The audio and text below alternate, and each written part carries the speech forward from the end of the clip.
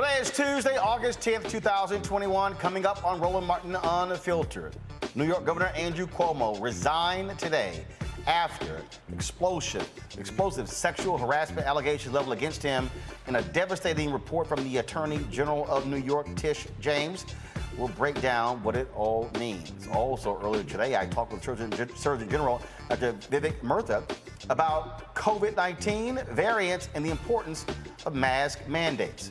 After months of negotiations, the U.S. Senate finally passes the historic $1.2 trillion infrastructure bill. Guess what? A lot of Republicans voted for it, including Mitch McConnell. We'll tell you what's in it and how it impacts African Americans. In Texas, as expected, the all-Republican state Supreme Court rejects the request from House Democrats to overturn Governor Greg Abbott's retaliatory veto on funding for the state legislature, but also ruled that they can also be arrested in the state for not showing up to the special session.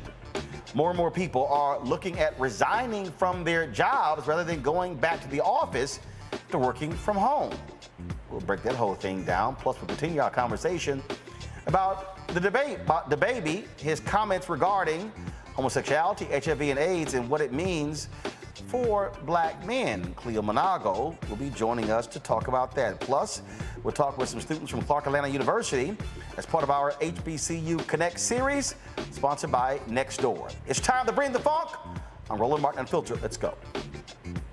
He's got it. Whatever the miss, he's on it. Whatever it is, he's got the scoop, the fact, the find. And when it breaks, he's right on time and it's rolling. Best believe he's knowing.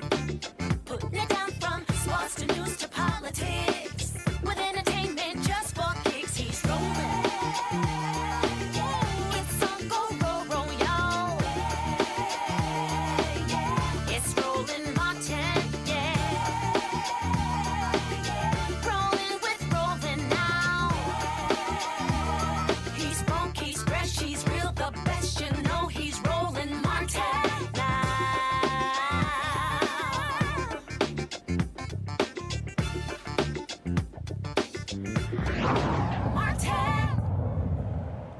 Well, he tried to hold on as long as he could, but New York Governor Andrew Cuomo could not withstand the massive pressure calling on him to resign 1 week after New York State Attorney General Tish James released a damning report that broke down and confirmed allegations he sexually harassed 11 women. Today, Cuomo appeared before the cameras to explain why he was stepping down and why it would be the best thing for the citizens of New York. This is one of the most challenging times for government in a generation. Government really needs to function today. Government needs to perform. It is a matter of life and death, government operations. And wasting energy on distractions is the last thing that state government should be doing.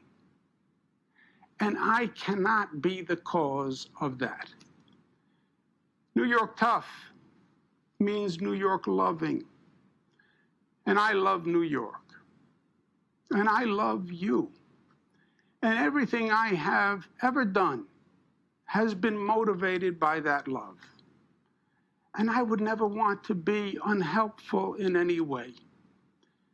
And I think that given the circumstances, the best way I can help now is if I step aside and let government get back to governing. And therefore, that's what I'll do, because I work for you. And doing the right thing is doing the right thing for you. Because as we say, it's not about me, it's about we. Kathy Hochul, my lieutenant governor, is smart and competent. This transition must be seamless. We have a lot going on. I'm very worried about the Delta variant, and so should you be. But she can come up to speed quickly, and my resignation will be effective in 14 days. Cuomo has been governor since 2011. His resignation will be effective in 14 days. New York Assembly Speaker Carl Heastie, who would have presided over Cuomo's impeachment, released the following statement. He said, "This has been a tragic chapter in our state's history. Governor Cuomo's resignation is the right decision. The brave women who stepped forward were heard. Everyone deserves to work in a harassment-free environment. I have spoken with Lieutenant Governor Hochul, and I look forward to working with her." When Lieutenant Governor Kathy Hochul takes over as governor, she'll become the first female governor of New York State.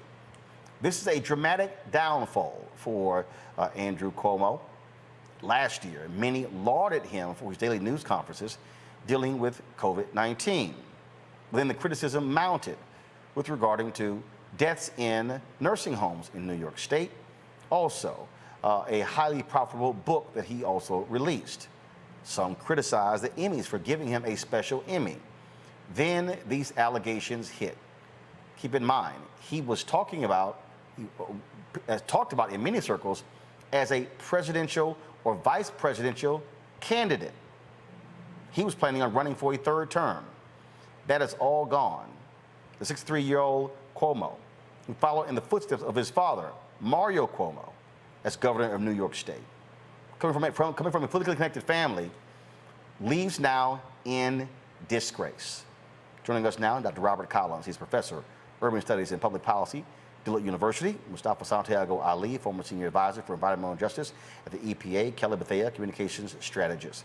Robert, I want to start with you. A dramatic downfall for a figure who, again, many said was destined for greater things in national politics. People praised his leadership, his tough talk, willingness to take on Donald Trump and other Republicans. All of that is gone. Can Andrew Cuomo recover politically? No, I don't really see any realistic chance for him to recover from this. Here's the situation. Even though he continues to deny the allegations, and even though his lawyer went on television today and had a long press conference detailing their case, the simple reality is this. He was going to be impeached, he was going to be convicted, and he was going to be removed from office. He's a smart politician, he's a pragmatic politician. He reached out to his allies in the legislature, and he realized he didn't have any. All of his former allies were gone, and they told him, "Look, Governor, there's no way we can be with you on this one." So the simple reality for him is that the votes were not there. He said he was going to fight. Up until 48 hours ago, he said, "I will not resign."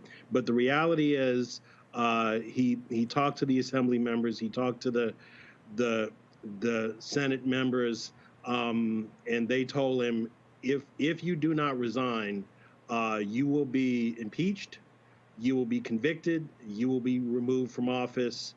And that's that. So his only choice was, what is my legacy? Do I want to go ahead and resign and then have, some possibility of recycling my image, start working on that now? Or do I want to be impeached, convicted, and removed? Obviously, he figured resignation was the best way to go. But either way, he was going to go. I mean, there's no question about it. The thing here, Kelly, is that Cuomo said this was political retaliation, that it was dirty tricks from his opponents. The problem is that the women who criticized him were women who worked for him, women who were right next to him, a woman who was a state trooper on his security detail, another woman who was an executive assistant in his administration. And so it's a little hard to say these were your political opponents when these were people who supported you. They worked for him. Exactly that. And that was going to be my point with all of this. Between what his remarks were and what his lawyer's remarks were, it just felt like they were grasping at straws to try and assuage people into thinking that this wasn't as big of a deal as it is. Like you said, that this was a political attack. But sexual harassment isn't political, it's criminal. Sexual harassment has no party. It is an action in which is illegal. and certainly unethical. And for Cuomo to basically use politics as a scapegoat for his own behavior, whether you like him politically or not, it's simply wrong. Because frankly, all of this could have been avoided if he just kept his hands to himself. You have women on national television being interviewed by, world-renowned reporters saying that the governor of New York stuck his hand down a woman's blouse thinking that he was going to get away with it because he was the governor of New York. I don't know if anyone recalls around, I want to say 2011, around the time that when he was new in his term, where he literally said on the radio, "I am the government." And granted, it was a one-off statement, he was being sarcastic, but there was some truth to that, in that he thought he was above reproach. He thought he was above accountability. And all of this that has happened in the past few weeks and months regarding this particular matter proves that he is not. That he is a man like anybody else who should be held accountable like anybody else. But like I said, all of this could have been avoided had he just simply kept his hands to himself and respected the women around him the way he purported to respect the women around him. This is someone who was a secretary of HUD in the administration of President Clinton. He, as I said, that his father was the governor of New York, a couple of terms, and again, sorry, 3 terms, and he wanted to make history here, Mustafa, as a 4-term governor. That's what he wanted. He wanted also to pave his way towards the White House. That's all gone. We're living now in a Me Too world. We're living in a world where women are demanding to be heard, to be respected. And not only that, the 165-page report from Attorney General Tish James also laid out how he and members of his staff retaliated against one woman from her allegations. And so that was also what stood out, the unlawful retaliation. Those were damning allegations, and he simply had no support anywhere. Well, nor should he have any support. You have to respect people's space. You have to respect women's bodies, respect everybody's bodies, actually. And if you're serious about making a run for the presidency or any of these other high-level positions, then there's going to be serious investigation. So if this didn't come out in this moment, it would have came out down the road if he decided to continue to follow his aspirations. So if you're serious about wanting to hold those, then, as Kelly said, and as my mama taught me when I was little, keep your hands to yourself. And the other thing about this that we have to call out is that the folks who are there in the New York Assembly did the right thing by saying that if you're not going to resign, then we are going to impeach you. Now, we should also expect the exact same thing from folks in Congress when they allow President Trump to get away with many of these same types of behaviors, and some even more egregious based upon the stories that have been shared. So we got to make sure that justice is across the board. Again, one of the things that we are seeing here, we're seeing how folks are saying enough. That was a prominent attorney on the Time's Up board who was forced to resign because she gave some advice on a memo that was never released by the Cuomo team. In fact, and I'm looking for the story right now, the top LGBT organization, HRC, they have launched an investigation into one of their members. Look how we lost Mustafa, so we'll get him right back. Just come back to me, please.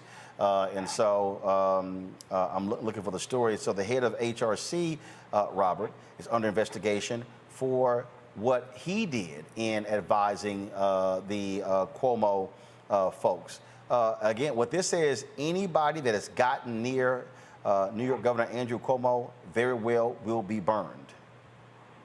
Yeah, well, certainly, anyone that's used any unethical means to assist him is going to be in trouble.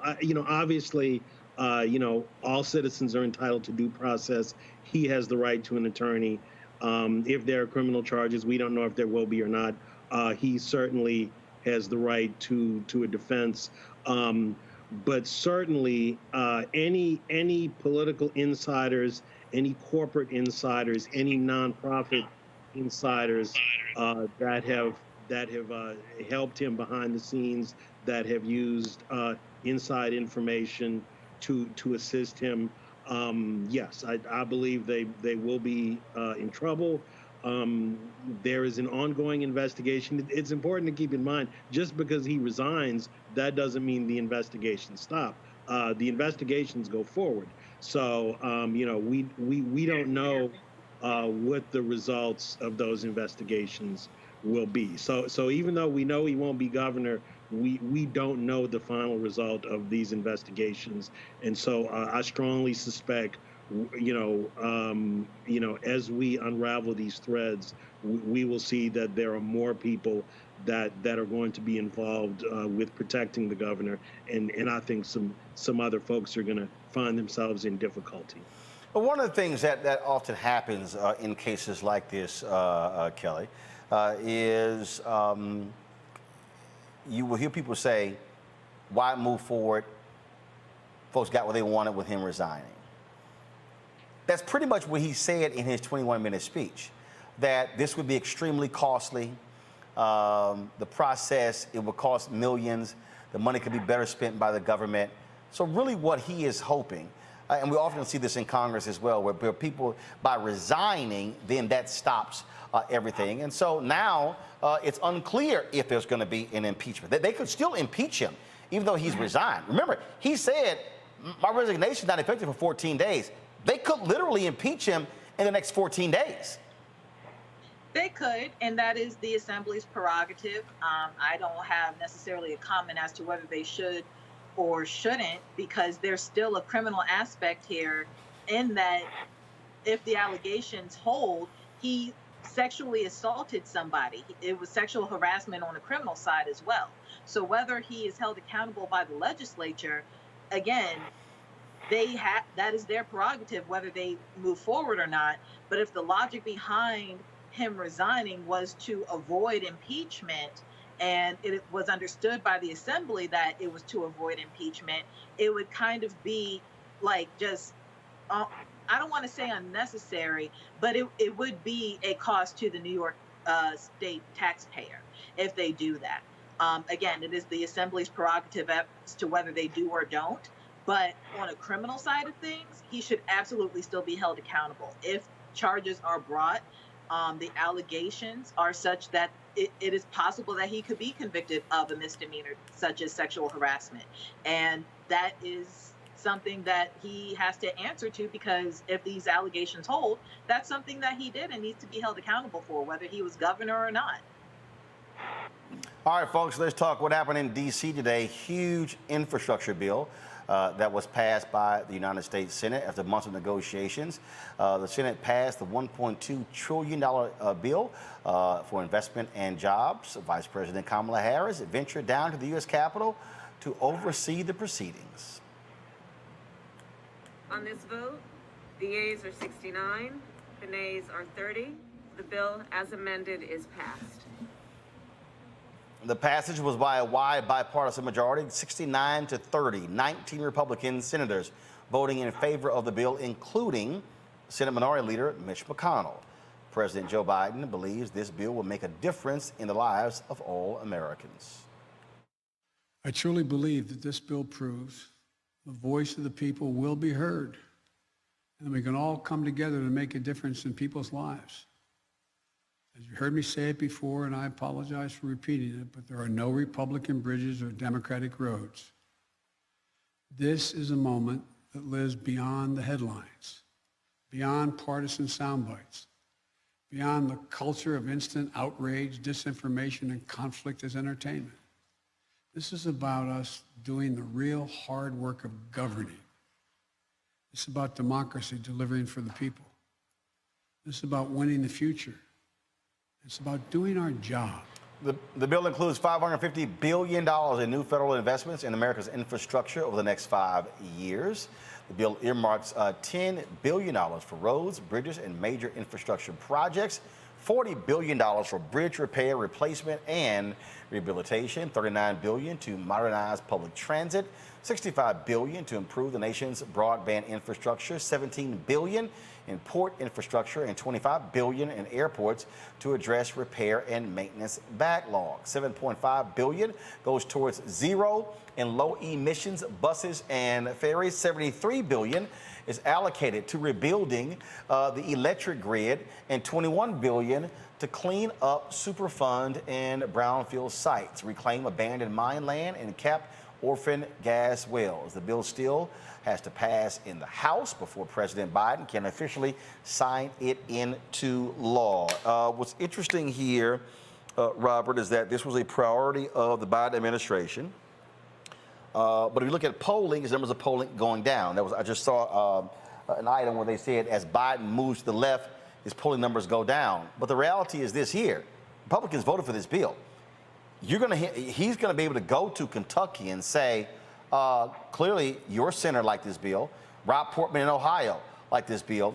The question, though, is will Democrats know how to properly message this win? I think back to 2009, how President Obama was utterly clueless when it came to messaging around the stimulus bill there that saved the country, and they got no benefit from it because he acted as if, oh, people will figure this thing out. No, you have to sell it. Mm-hmm. Well, yes, and I think the president's poll numbers have been going down, not because of infrastructure. They've primarily been going down because of issues with immigration and the border and some COVID response issues. The reason why there were so many Republicans on this bill is because those Republicans realized that within their individual states, infrastructure polls very well, especially hard infrastructure. Bridges, roads, highways, water systems. That's very popular with constituents, both Democrats and Republicans. Now, of course, we have to see what's in this bill. Even though we know the broad strokes, the devil is in the details, and this is a very long, complex bill, and there were a lot of amendments added at the last minute. So, for example, people down in South Louisiana, where I live, are going to be looking to see what's in there exactly for water issues and flood control and levee protection, hurricane protection, et cetera. But yes, I agree with you.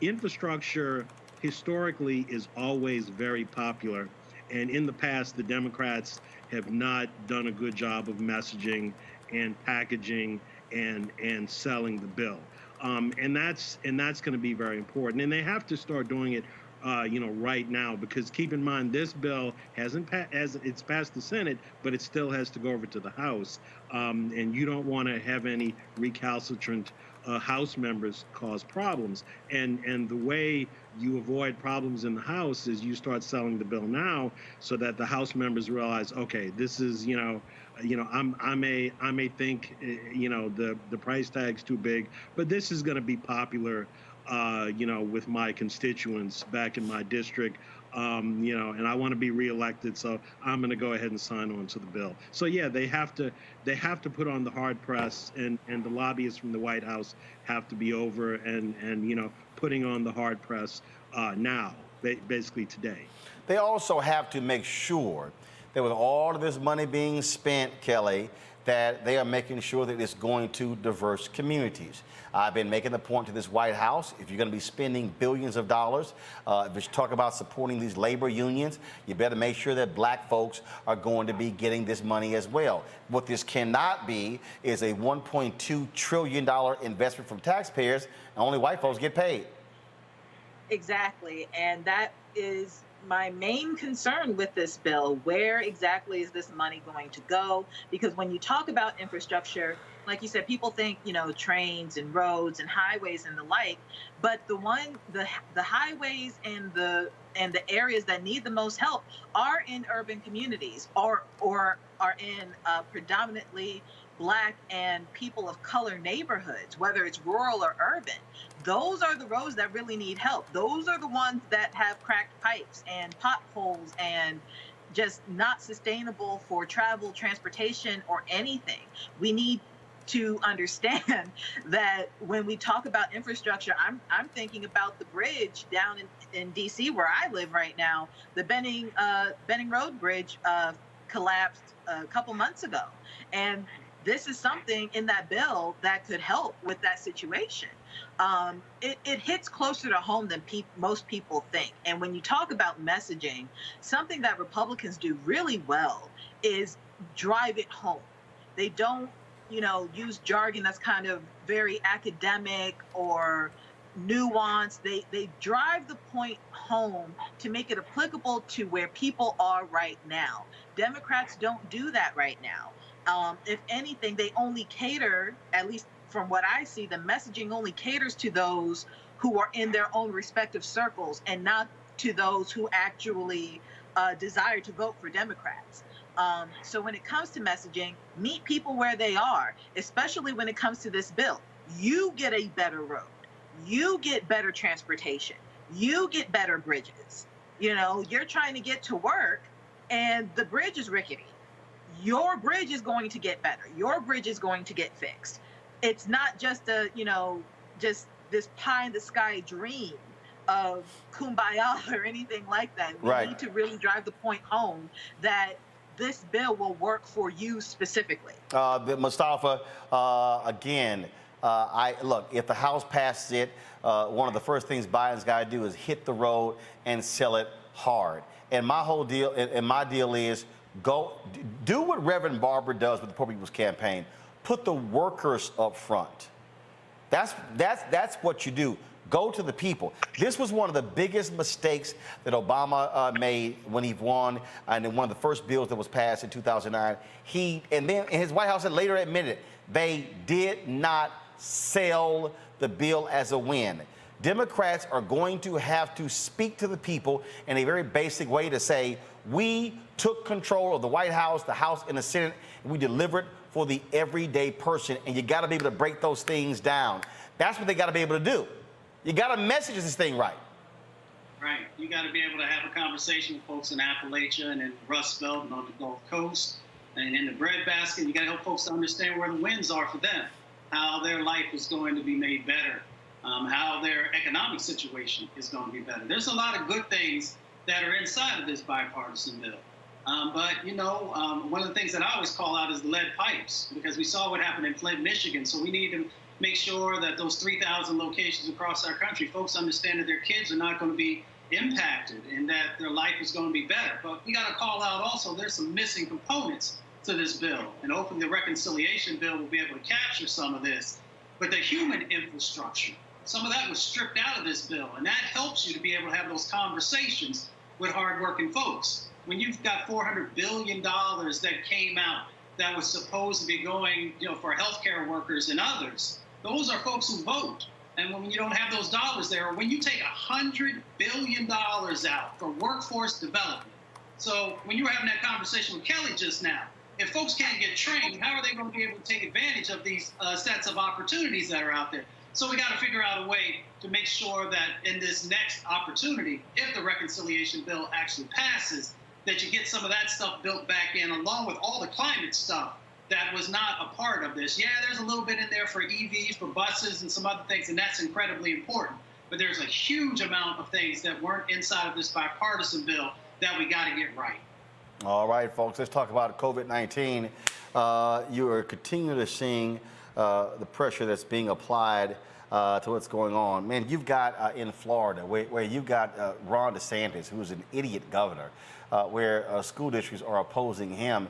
He's threatening to actually hold the salaries of superintendents who move forward on a mask mandate. One of those superintendents said, fine, I'm not here to hold my salary. I'm here to educate these children and to keep them safe. In Texas, school districts are fighting Governor Greg Abbott there as well. I had a chance to talk with Surgeon General Vivek Murthy about COVID-19, the vaccines, the variants, and also how vitally important mask mandates are to protecting Americans.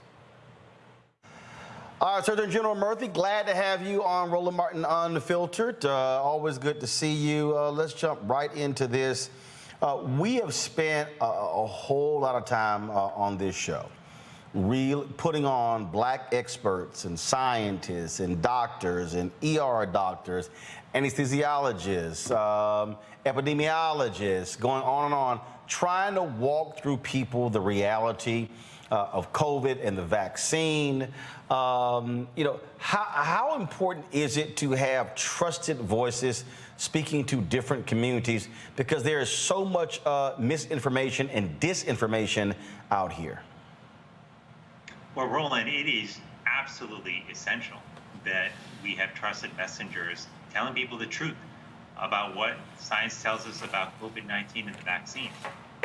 You know, in the old days, we used to say that information is power, but it turns out that information plus is power, because people are awash with information right now. They're trying to figure out what they can trust and what they can't, what's true, what's not. You need somebody to help filter that for you, and you've got to trust in that person. And that's why, even if you're a family member or friend who's got no background in health or science, you might be the trusted person in someone's life who can help them understand what the truth is about COVID-19 vaccines, who can help them make a decision about getting vaccinated. But it's also why, as communities, we've got to put our trusted messengers forward, whether that's our faith leaders, whether that's our local doctors and nurses. We've got to make sure they're at the front lines talking to folks so people can get accurate information. Because, look, as a doctor, I believe everyone has a right to the facts so they can make the right decisions for themselves. People may make different decisions, but they have a right to have the accurate information that you and I have access to. And that's why trusted messengers are so important. But what do you make of the folks who keep saying, especially we see these folks on the right who keep saying, I saw Senator Rick Scott the other day, people have a choice, people have a choice. And they act as if it's good versus bad. And they keep harping on that, but we're talking about an increasing number of children in ICUs. We're talking about this one church in Florida, 20 people infected. 6 have already died. And so then I saw a tweet today even, a Kansas U.S. Senator Roger Marshall saying, who's a doctor, oh, no one has convinced me that masks are effective. That, as a Surgeon General, that has to absolutely drive you crazy, that a Republican United States Senator who is an MD is saying that on television. Well, look, first I want to say people do have a choice, right, about whether they get vaccinated or not. But what people do also need to make their decisions is they need to know that the information they're getting is reliable. And what's misinformation and false information being peddled around, that's not new. But what is new is the speed, the scale, and sophistication with which this misinformation is spreading everywhere. So, I agree that people should have a choice. But how are people supposed to make the choices that are best for them? They don't have accurate information. This is why a couple weeks ago, when I issued the Surgeon General's advisory confronting health misinformation, and one of the groups that I called to action on this were actually technology companies, especially social media platforms, which for years have allowed misinformation to spread like wildfire and have not done nearly enough to address it. That misinformation is now affecting our health. It's costing us in terms of hospitalization and lives lost, as people have said they don't want the vaccine because they've out about the COVID-19 vaccine. So this misinformation has consequences. And if you're if you're contributing to the spread of misinformation, like on these social media platforms, you've got to step up, address that. It's costing people their life. But what I'm struggling with, again, I've seen Dr. Anthony Fauci going sparring back and forth with Senator Rand Paul of Kentucky, doctor. Again, Senator Roger Marshall, doctor. I was reading the other day in Arkansas, there's an ER doctor who is in the state legislature who is trying to give out information about COVID, yet he voted for banning mask mandates in Arkansas and said, well, our numbers were dropping. I'm still struggling with that. I'm not quite sure. Yet I've seen the studies that come out that lay out that masks do work, that depending upon the mask that you're wearing, it is stopping the transmission of particles. And so we literally are fighting over masks, and you're sort of like, okay, what in the world more can we say and do to get people to understand that even though you might get the vaccine, you still have to take precautions, which includes wearing a mask? Yeah, well, this debate on masks, I think, is very unfortunate because we have built up a body of data over the last year and a half that's told us that masks do help reduce risk. They have to be good masks, good quality masks, but they do help protect us.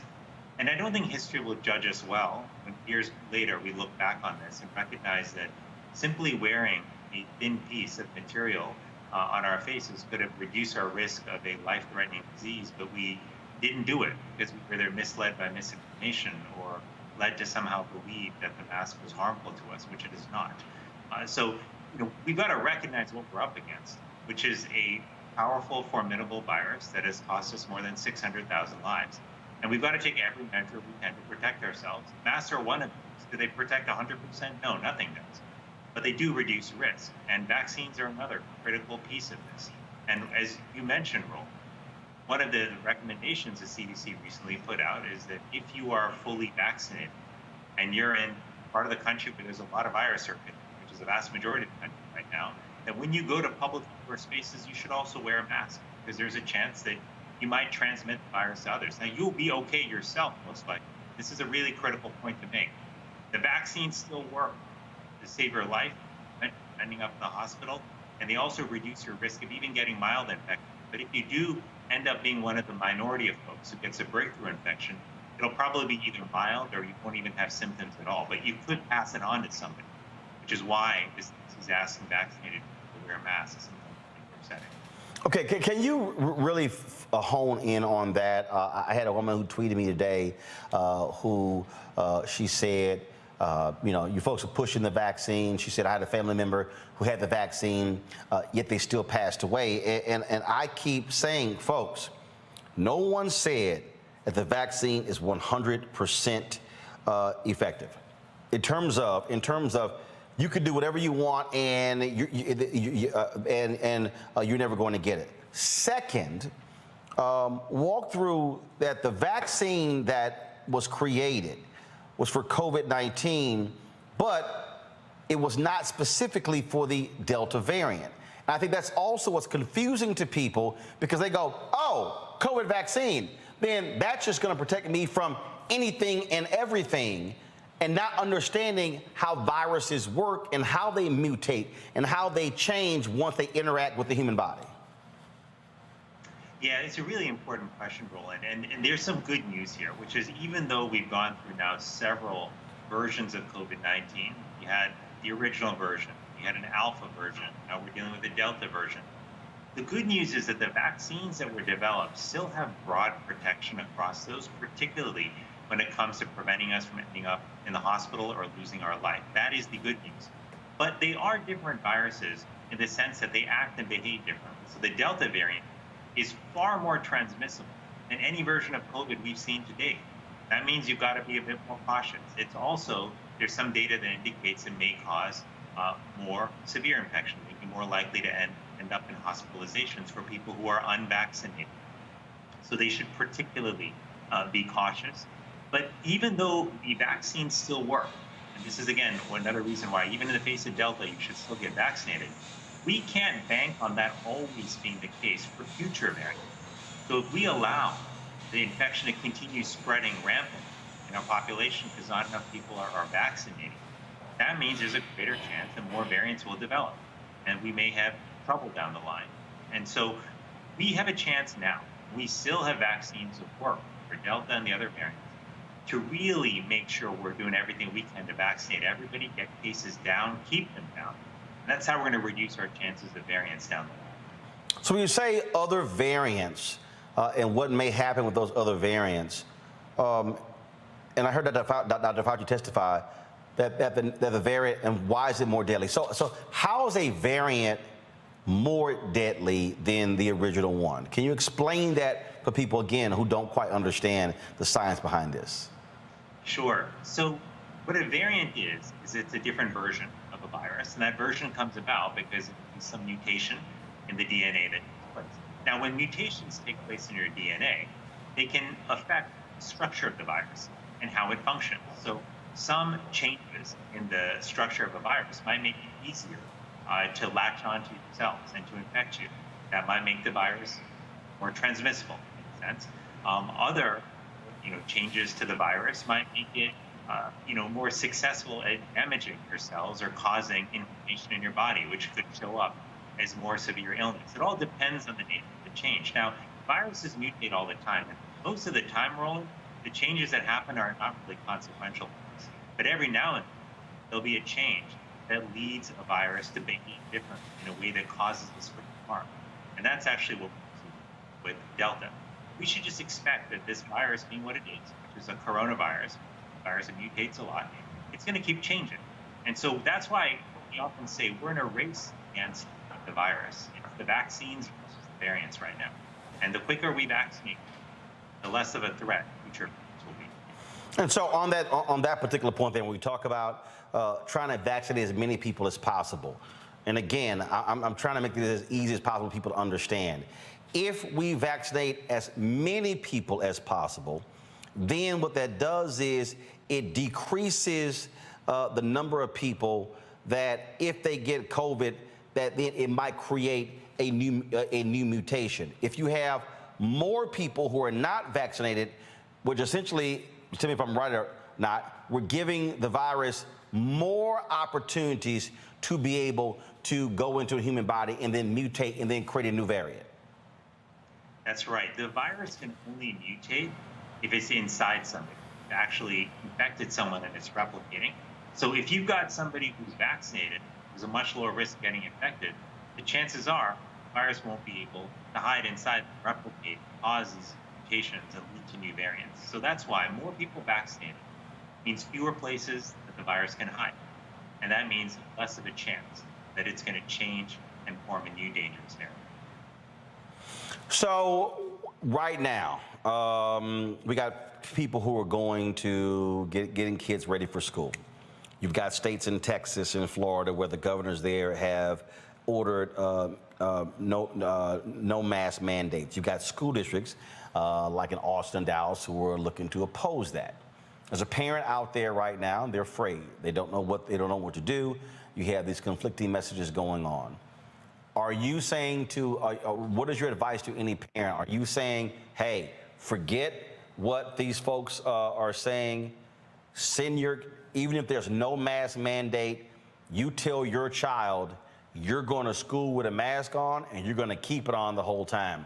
What advice as a Surgeon General are you giving to the parent? Forget the politicians, forget whether they for mask mandates or not. What are you saying to that parent if they're sending their kid to school, how they should be talking to their child about protecting themselves?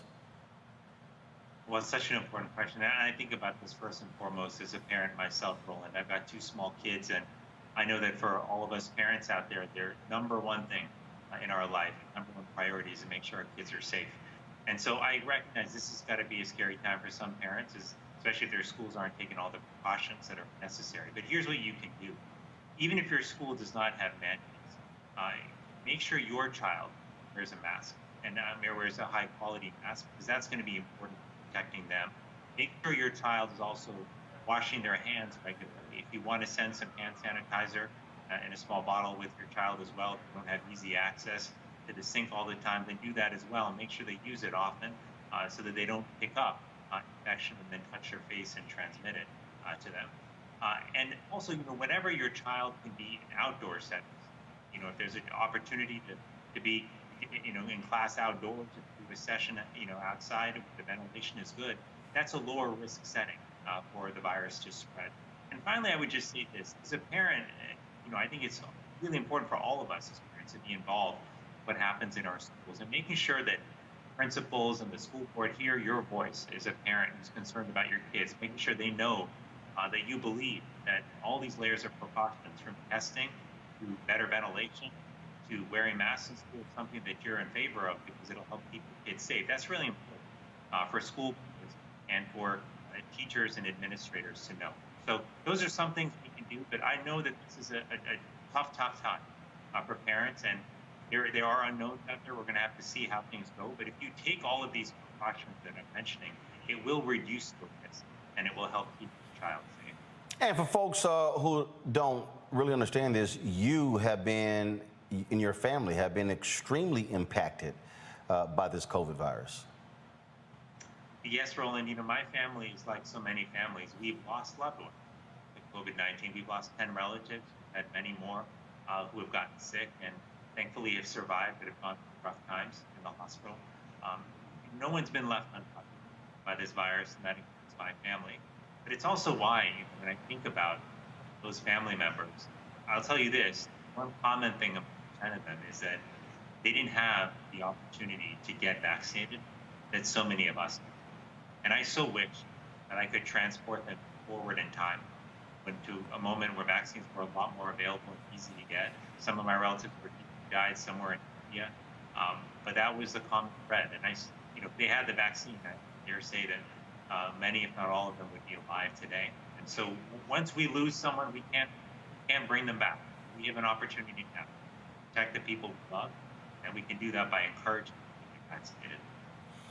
Last question for you. We've been talking about communication, and now all of a sudden the Biden administration is now talking about doing targeted piece. I've been one of the folks who've been highly critical of the ad agencies that have been spending money out there. There's a phrase in advertising called spray and pray, and they just sort of been throwing the money out there. And me and my partner said early on, you've got to target the resources to communities, to areas, to regions of the country where they're important. Is that actually happening now? Are you and the COVID response team in the White House, are y'all getting with the ad agencies, the people who are spending, frankly, millions and billions of taxpayer money to say, let's have a more effective use of how we're using the resources to reach the communities most in need? We had Terrence Woodbury on with Hit Strategies, who came out with polling data showing 52% of African Americans saying that they are not going to get the vaccine. That means that we need to be seeding Black-owned media and others getting that message out, because the messaging is really important. And I just think targeting is a lot different than just thinking, oh, let's just go broad, let's go general, and then hopefully people will get it. So is that sort of review, that analysis undergoing to make sure that those dollars are much better well spent?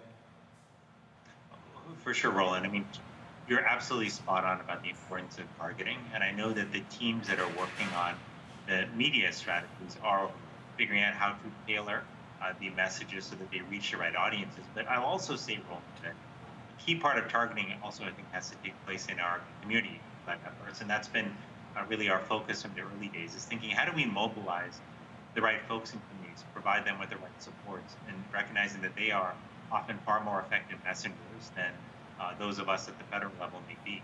And making sure that we're targeting the right folks who are trusted is critical. I'll tell you one thing we know, Roland, is that about 80% of people say that they would like to talk to a doctor or nurse about their decision to get vaccinated. That means that we have to go to communities where vaccination rates are low, find the nurses and doctors who are trusted there, and make sure we support them in going out and talking to folks. So the community-driven targeted approach is equally as important as the ad-driven targeted approach. But overall, you're absolutely correct that we've got to be tailored in how we make sure these messages and messengers are delivered. All right, Surgeon General Murthy, we certainly appreciate it. Thanks a bunch, and look forward to having you back on the show. Well, thanks so much, Roland. Take care. Good to see you, and stay safe. Indeed, take care. What we are seeing, Robert, is a significant issue. You are there in Louisiana. They've announced they're canceling Jazz Fest. There are so many other events they're looking at. Again, if Louisiana does not get COVID under control, Bayou Classic could be in jeopardy, and potentially going into 2022, a third consecutive year of No Essence Festival. This is extremely costly to Louisiana. Tourism is a huge part of their city, New Orleans budget, but also the state budget. And so this is the impact we're seeing economically. When we talk about this Delta strain and its impact, not just on hospitals and ICUs, but again, on the impact on business and the overflow from that. Restaurants, bars, transportation, the public sector, if you will, when it comes to the people who are in those customer service jobs. Yes, the hospitality industry in the state of Louisiana is just taking a terrible hit right now. It's just taking a terrible hit. We lost Jazz Fest. Now people are worried about, even though Mardi Gras isn't until the spring.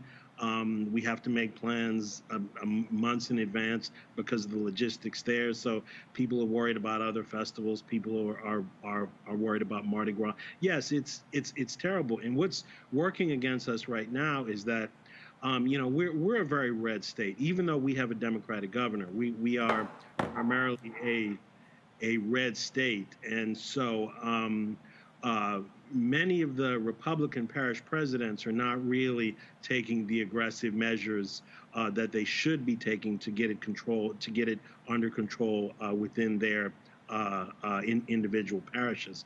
Also, the schools. There's a real challenge with the schools right now.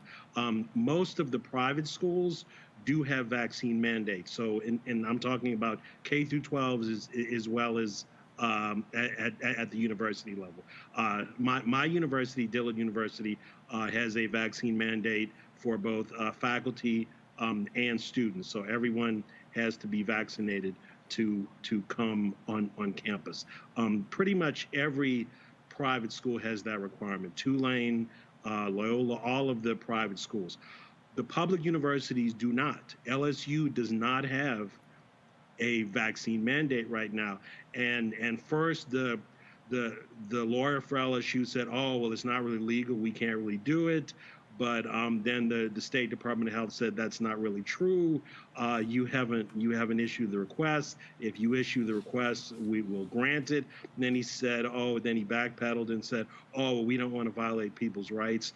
The president of LSU, who's the first black president in the history of the university, is in a tough spot right now.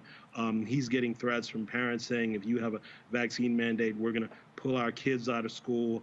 The wealthy alumni are saying we're gonna cut off the money. We'll never give money to LSU again if you have a vaccine mandate. So he's struggling right now. He's encouraging people to get it, but he won't drop the hammer and say, look, it's going to be required. Now the LSU faculty, interestingly enough, is 90% of them are vaccinated, and they have been lobbying the president of the university very heavily and say, look, boss, we need a vaccine mandate. I mean, a lot of us have health issues.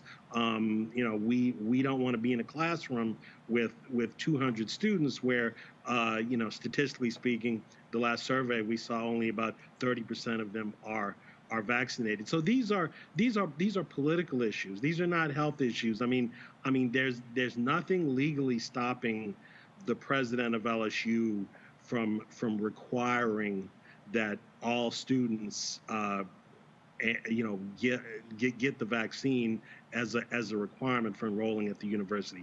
LSU is the flagship.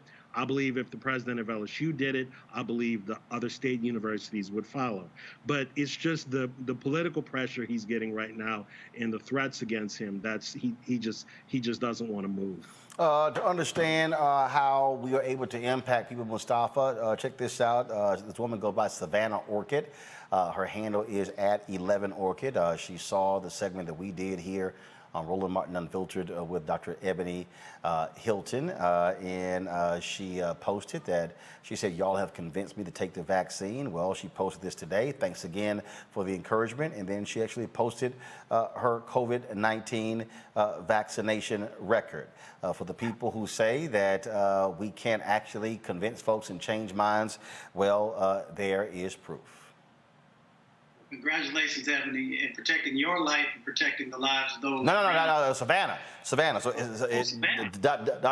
the doctor, she being got her vaccine, but this sister Savannah, first, her name is Savannah. She goes by Savannah Orchid. She was. This is her posting right here on Twitter. Y'all can take it, please. This is her vaccination card. Says she got the Pfizer shot on August 10, 2021 at CVS. Well, congratulations, Savannah. That's what I meant to say. So, I mean, she's doing the right thing, and she's setting the right example for those around her. You know, we got, 94,000 kids who got infected last week. And we know that we got about 100,000 people who are getting infected every day in our country. So we got to do everything that we can to actually make sure that, one, if those folks still need some education, making sure we get the information in front of them by trusted sources. And then making sure that we continue to push people to protect. We need each and every person in our community, and we don't want to lose anyone. And for these governors that continue to put these roadblocks in place, you know, they are literally sacrificing our children. I mean, it's really that clear, because we know that kids are now getting infected. Some kids lose their lives. Thankfully, it's not as many as adults who often get infected. And we got to hold them accountable. We talked about it last night, and I'm very focused. You know, we've got child endangerment laws. We've got a number of other endangerment laws that are out there, and folks should give really serious consideration to understanding what that means. And if these people are going to put your children's lives in danger by having these mask mandates where kids and other people can't wear them, then they should be responsible for the lives that they are playing with. Kelly? No, I couldn't agree more. I find it really, for lack of a better phrase, evil that, you know, the governors of these states with the highest percentages of COVID rates, especially amongst children, still are so adamant about aligning themselves with skewed party lines that they do not take into consideration the interest of children, those who can't get the vaccine, literally cannot because they're too young. The only defense that they have is a mask, and you're literally taking the one line of defense they have away and punishing those in their lives who want that mandate in place. You're punishing them because of some weird political agenda that shouldn't be political at all if we're talking about your life. And when you're and on another note, regarding how this show is helping people get vaccinated and, you know, opening their eyes to the various research out there from Black incredible minds in the medical and public health fields, I love that. But we also have hosts who substitute for you, who discourage people from getting vaccinated. Well, first of all, only one person is substituted for me for one day. And so you have that. So that only happened one day. But the bottom line is we are not discouraging anybody from getting vaccinated. And we made that perfectly clear to anybody who sits in this chair what the MO is of this show. Fair enough. Absolutely. Folks, we want all of you to stay safe. That's why it's important for us we're going to keep having our Black experts on talking about this very issue. Got to go to a break. Before we do so, folks, we have an opportunity from our folks at Seek. This is Lady Gaga on CPR. Yo, this is Ziggy Marley. Catch my live performance on Seek. Bon Jovi, and you're watching us on Seek. What's going on? This Quavo Huncho. Right now, you in the Huncho's world. Please let the music play.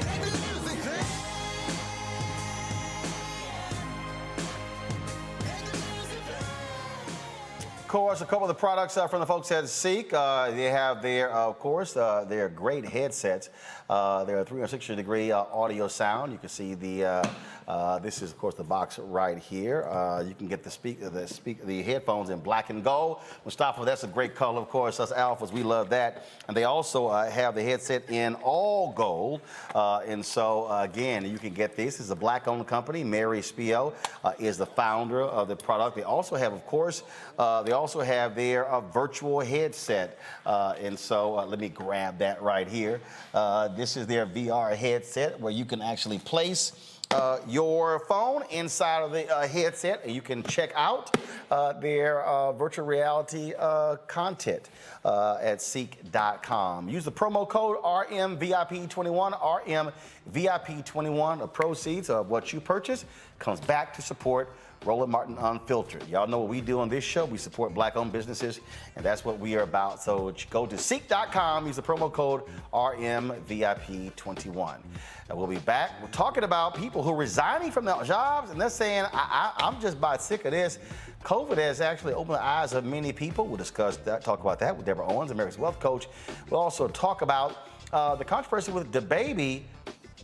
What is really happening with black men, the issue of homophobia, as well as some describe toxic masculinity. Cleo Monago will be joining us, and we'll be talking with some HBCU students who are taking advantage of the app Nextdoor to build community where they go to school. All of that in the second hour of Roland Martin Unfiltered. Back in a moment.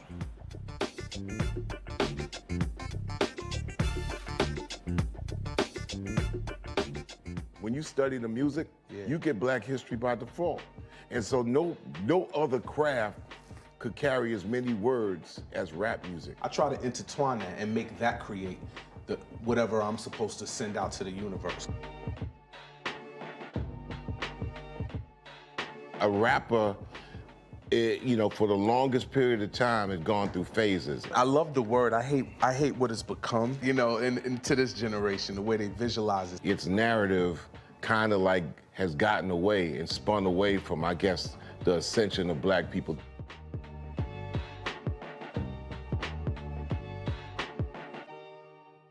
Carl Payne pretended to be Roland Martin. Holla! Hi, I'm Chaley Rose, and you're watching Roland Martin Unfiltered.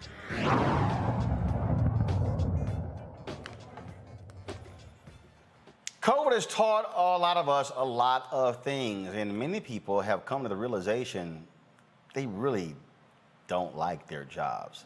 And it's not just not liking their job. What they really don't like is everything that goes with it, the long commute, also realizing how much time they're spending away from their families. In addition, they actually were spending a lot of their money, again, sitting in cars. Look at the amount of money they were spending on daycare. And so people have decided, you know what, I'm good. So while companies are saying, we need you to return to the office, an increasing number of Americans are saying, I'll pass. That's okay. I'm just going to go ahead and quit, which is causing many companies to now figure out how they're going to replace these employees. Joining us right now is Deborah Owens, America's Wealth Coach. Deborah, glad to have you on the show. This is something that, and I was telling folks this last year. I said, COVID is about to reveal a whole lot of stuff about this country. We learned people really understood the racial dynamics when it comes to health and who gets impacted. We begin to understand how many kids did not have broadband and computers and were not as sophisticated, if you will, with technology, and how there was a gap there between the haves and the have-nots. But on the work front, a lot of people really have started to reconsider their work life and its impact on their personal life. Absolutely, Roland. Of course, always glad to be back and have some conversations on wealth and the welfare of our community. And I'll tell you, there are really like three forces, right? It's generational, it's social, it's the social contract. And, for many people, they just simply, as you said, want to spend more time with their family. I think, if anything, COVID has been an awakening for all of us, and just in terms of what we value. And if you think about the folks who've been on the front line, it's really those essential workers who what we saw was some of us were able to stay home and work virtually, whereas others who were essential had to put their lives at risk. And so I think, as you pointed out, COVID revealed a lot of inequalities, really, in just the social framework of this country. And in a way, it has put the power back into people's hands. So for employers, it's opening up Pandora's box. So much of what they said about virtual workforce and what could and couldn't happen, what we see is people have been just as productive. And in fact, they haven't been in cars commuting, so they're spending more time with their families. And what we're seeing in the Wealthy U community is that some people, because they can work virtually, they have multiple sources of income, and in some cases, 2 full-time jobs because they have the flexibility. So, Roland, I think that COVID has really empowered people to say, hey, I'm going to take control of my life and my lifestyle. I was having a debate with someone on this whole issue of unemployment benefits and COVID, and this person had said that, these lazy ass folks need to go to work. And I said, stop. I said, do not call them lazy. And the reason I said don't call them lazy is because I said the problem is not that they're lazy. The problem is that if you're making more money on unemployment and you're making on the job, it's a problem with the damn job. Well, not only the job, but if you think about the minimum wage and the fact that it has not kept up with inflation, and specifically when you look at hospitality, any industry where people are being paid in tips, it really revealed the fragility of their circumstance, right? So, if I'm bringing home a couple of $1,000s in tips and now I'm no longer working, and so I'm not getting that, and my income is so low, what it is showing is that to these industries is that they have got to be able to pay people a living wage through which they can afford to take care of their families and also, have the type of benefits so that with the type of health concerns everyone has, that they feel valued. Otherwise, they are going to look for opportunities elsewhere, and how could we blame them? Also, I think, before I go to my panel with questions for you, also I think a lot of people, how should I put this here? It's very interesting to me, the people who, even with businesses, are somewhat timid of being aggressive in asking for support. Here's what I mean. I had a conversation today with an entrepreneur who said, look, I got to create more revenue. And as we were talking about, the business that he has, I said, why are you not asking your customers, your fan base, to give more to your product? And I said, but it's how you do it. What platforms are you on? Are we on Patreon? I'm like, no, you need to be on Patreon and Cash App and PayPal and Venmo and Zelle. I said, it's not about how you are comfortable. It's about what the customer wants. I then begin to break down, okay, what are your expenses? Your expenses are this a month. That means that you need X number of people giving this to cover your expenses. You should be tracking that on a weekly and a daily basis. And it was like a light bulb went off, and it was like, I wasn't even, thinking that way. Last year was a brother who was a DJ. We were talking, and he said, man, I'm kind of, I'm leery about, put my Cash App out there. I said, I'm sorry, you're a DJ. There are no parties. You're not working. I said, but you're on Instagram. Basically, you're providing pleasure to people. You're making them feel good. I said, you're not demanding they give to you. Just just pin your Cash App. I said, we're now living in a world where consumers have no problem $1, $5, $10, $20, $50, $100. I said, you're not begging. I think that's part of the problem, Deborah. A lot of people think, oh my God, that's begging. No, it's not. It's business. And so Well, you know again, what's it's a interesting different too, state of Roland? mind.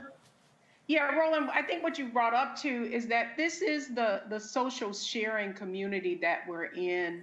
And if you look at crowdfunding, I mean, when we were building an app, I raised $30,000 really from friends and strangers who were just aligned to what the mission of the app was. And so I think for business owners in particular, what we've all had to do is really pivot in this economy and really think about what are the ways that we can deliver our services. You know, typically a lot of our revenue came from doing live events. Well, we had a live event planned in April when COVID hit, and so we pivoted virtually. And so what I would say to you know, small business owners, self-employed people, what contractors really begin to think about what are the ways that you can create, you know, possibilities and all this volatility that we're having. Because I was listening to your last interview, and clearly we are headed for another, I won't say full shutdown, but things are not going back to normal. So what is important is that people remain as flexible as possible and as innovative as possible. Well, I just think that what has happened is it has forced people to actually look at their life and their world in a much different way, and then begin to make some different choices. Any questions from the panel? Kelly, anything for Deborah? Hi, Deborah. Just really quickly, regarding how things are shifting, especially in the job market, and what people are actually asking for up front is like, will you have a work from home option? Is there a hybrid model in your work style? What I'm finding is that there are some industries out there that are desperately needed, such as social work, some type of public health care, administrative roles in that regard, that need to have an office setting, because a case, rather, you know, someone who needs a social worker can't come to your house. And it's hard to do something virtually when the main reason they need a caseworker in the first place is because of lack of internet services or what have you.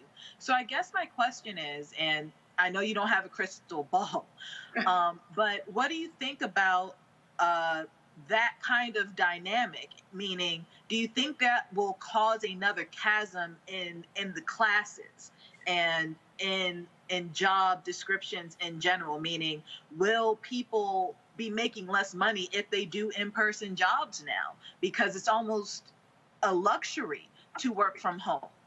Well, you know, it's interesting that you bring that up, because the truth is, if you look at those kinds of roles, social work, administrations, those are basically occupations in which Black women specifically over-index in. And Yes. so, and you find that their wages aren't as competitive. So, although typically if they're working for a government or a, you know, a local government, a federal government agency, the upside is that typically they have benefits, pension benefits and that sort of thing. So they're giving up higher salaries for what could be seen as some long-term reward. But to your point, I do think you're already seeing people exit those occupations because of now with the sort of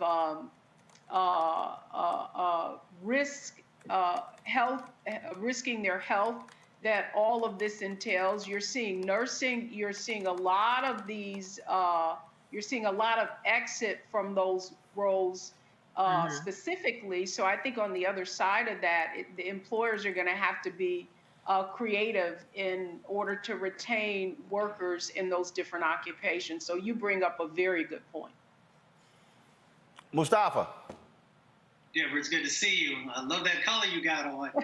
Good to see you again. Matching that tie. Yes, ma'am. In my family and in my circle of friends, from elders all the way down to teenagers, folks are getting much more engaged in investing and saying that I can actually make more money investing than I can in some of the previous jobs that I had. So have you seen that as also an area that's growing? And do you expect that it will continue to expand?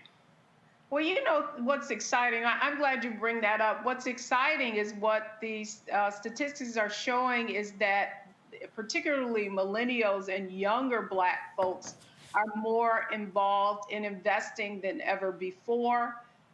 They're learning how to invest because of the plethora of apps that we have available to us. Now, Cash App allows you to invest not only in stocks, but also in crypto.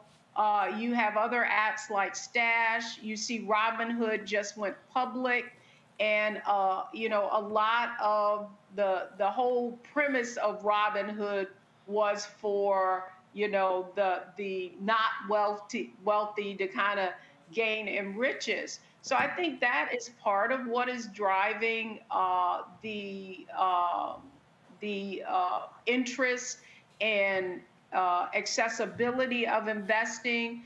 Now, in terms of actually, you know, using investing for, you know, to make an income, I think there's a difference between trading and investing. And I think that, you know, we just hit another market high today. And so as a result of that, what happens is people begin to think that it's easy.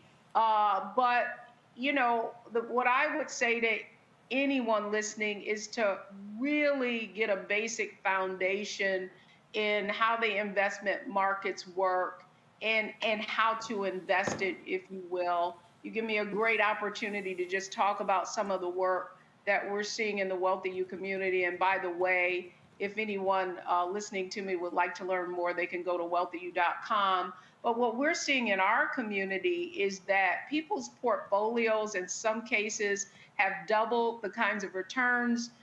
Just in the past year, we're seeing some of the members in our community, their portfolios are up 49%.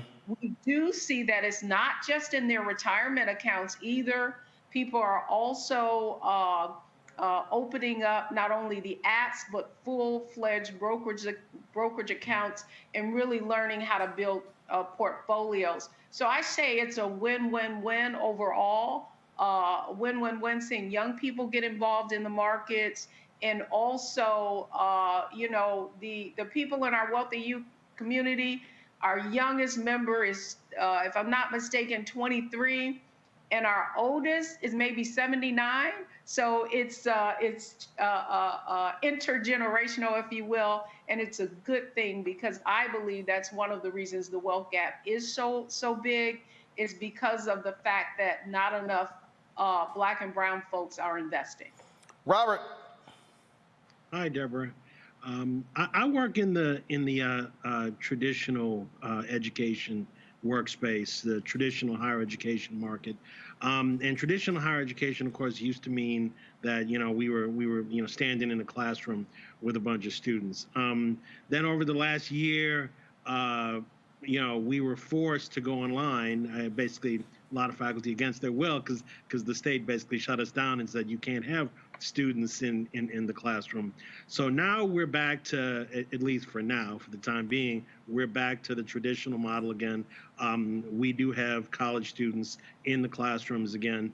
But do you think, my question is, do you think as we move toward the future, the marketplace might be moving toward more of a hybrid model where you can switch traditional in-person, online, hybrid, you know, easily in between? We're kind of struggling with that right now, especially, again, those people that work at very traditional universities, you know, like mine. How do you see that the whole marketplace within online education working out? Well, I do believe that particularly higher education has been toying with this hybrid model for years. I know that I built a curriculum for a university in Massachusetts about a decade ago, and that was all done, even though I proctored the first class, it was all done virtually. And I mean, if you think about you think about your traditional student coming out of high school, but I would submit to you, I don't know what the actual stats are, that a significant amount of the students in many college campuses are older employees retooling their skills. And in fact, think you'll see that trend continuing because I believe that AARP has done some studies just on what employees need to do to keep their skill set up to date, and it's really enhancing and updating their skill set, understanding not only technology, but I mean, I think you would agree that someone like me who got an MBA more than 10 years ago, that a lot of that information is obsolete. And so in order to just keep up with supply and demand, I see that hybrid modeling continuing. I do believe that, as a parent of two millennials, that college in-person experience is valuable. However, what I do believe the virtual experience will do is make college more accessible and hopefully less expensive for those who do not have the necessary incomes to afford it. So I believe it's my long way of saying that the trends certainly are all pointing towards a hybrid environment simply for universities because of all the bricks and mortars that you have to be able to continue to afford those facilities. All right. Deborah Owens, America's Wealth Coach. Tell folks where they can find you. They can come to wealthyu.com. And by the way, we have an amazing masterclass going on this Saturday all day. So just go to the wealthyu.com website and you can learn all about how we're helping people build their first investment portfolios to 7 figures and beyond. All right. Deborah Owens, we certainly appreciate it. Thanks a lot. Thank you, Roland. Folks, we talked yesterday about the rapper DaBaby, the controversy where he has, of course, made some homophobic comments. He's made some comments dealing with HIV/AIDS. And then you've had folks also criticizing him for his lyrics when it comes to using the N-word and also calling black women bitches and hoes. But what is really going on here? What is the conversation that needs to be had with black men and same gender-loving folks? Khalil Benaga with the Black Men's Exchange. We were talking and we were texting about this, and so we said, well, let's actually have the conversation on the air. We've had different people weighing in. You have these different LGBT groups who have sent a letter to him, Cleo, asking to meet with him. You've had folks canceling concerts and festivals. He posted a video apology, then he later deleted that particular apology. What do you make of all of this drama surrounding DaBaby and his comments? Well, I hope I make sense, Roland, because this is a very complex issue. As you mentioned, before the white gay community and their black followers started attacking DaBaby for his commentary, he had a long line of previous lyrics and still has them where he is being anti-black, anti-women, and very, very toxic. And one of my critiques is that why did we wait for Elton John and Madonna to get mad on the LGBTQ tip to start censoring and silencing this kind of rhetoric? So there's a perspective that I have in terms of black people needing to have the same type of entitlement consciousness to respectful narratives that the white gay community and their black followers are demanding. I also think that we should take a look at what black men are going through, but let me back up a minute and talk about the peculiar context of DaBaby's commentary.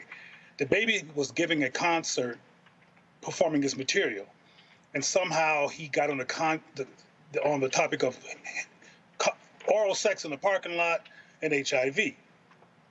And I think it's important to actually deconstruct why would somebody, it wasn't an HIV concert, it wasn't a homosexual concert, so why did he make that relevant to his rhetoric?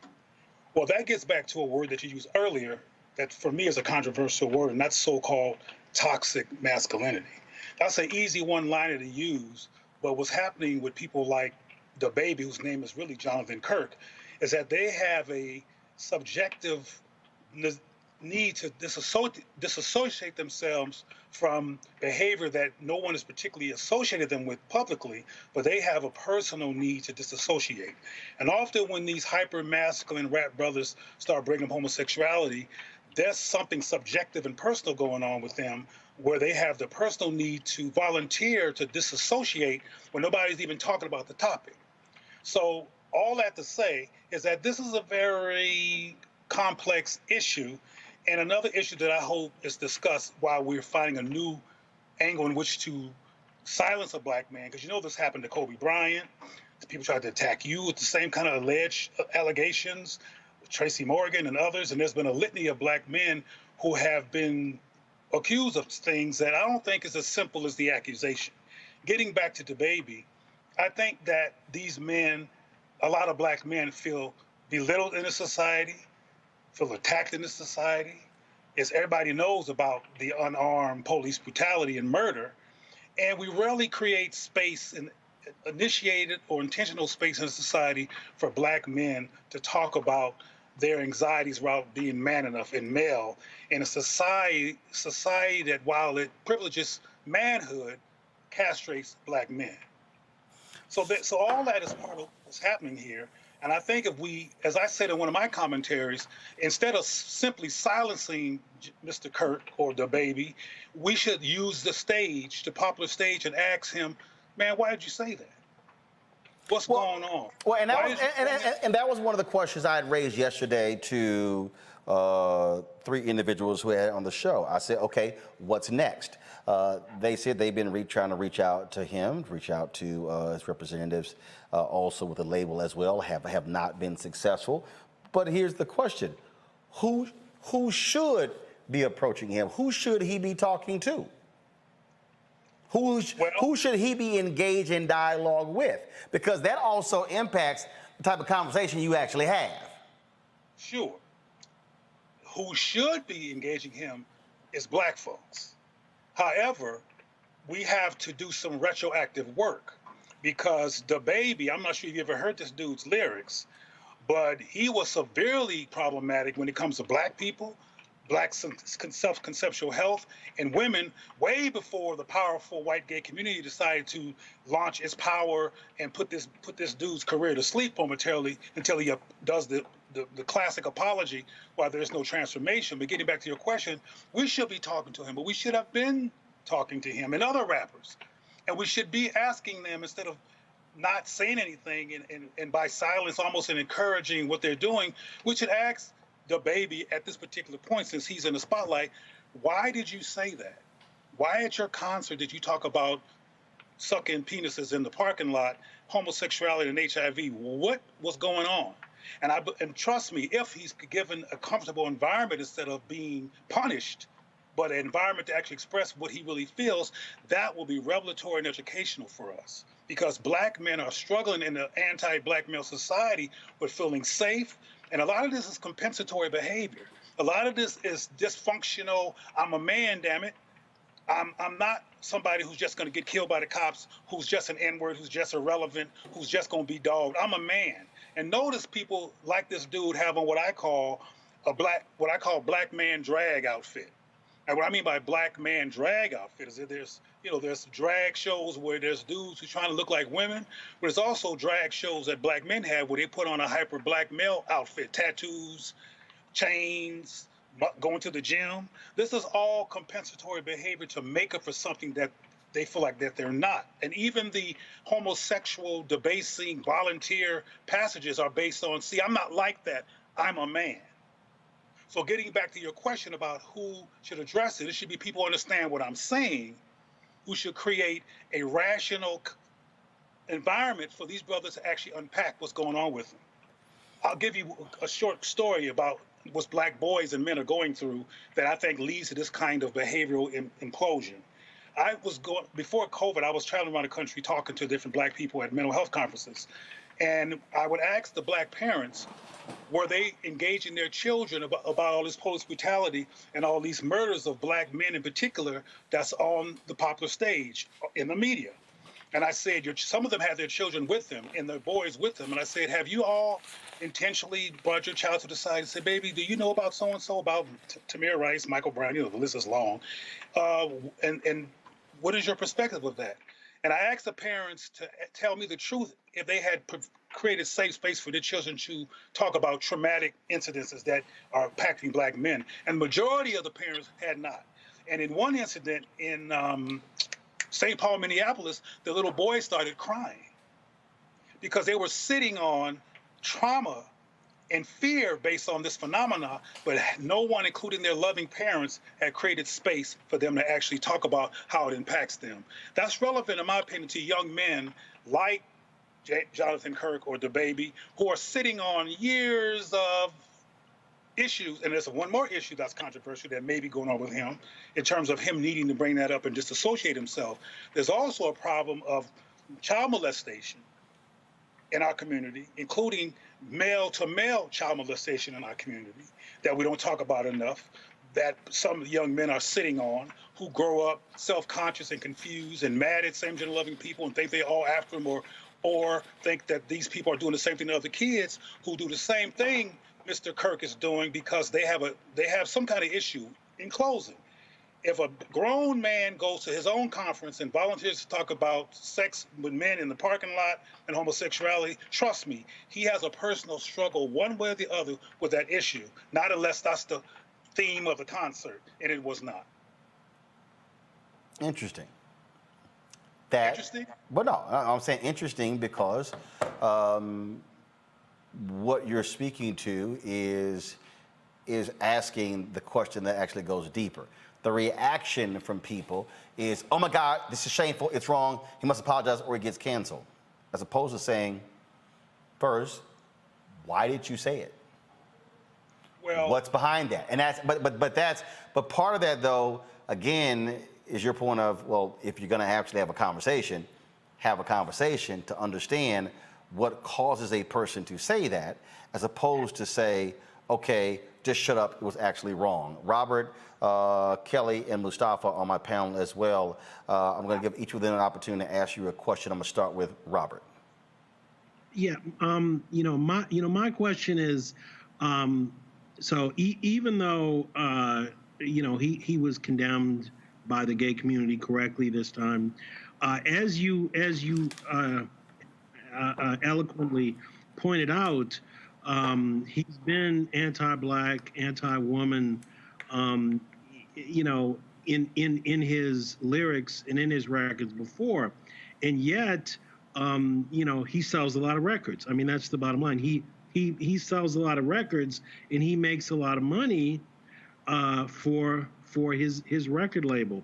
So, this is all driven by economics. If you make money, if somebody's making money, they're going to keep doing it.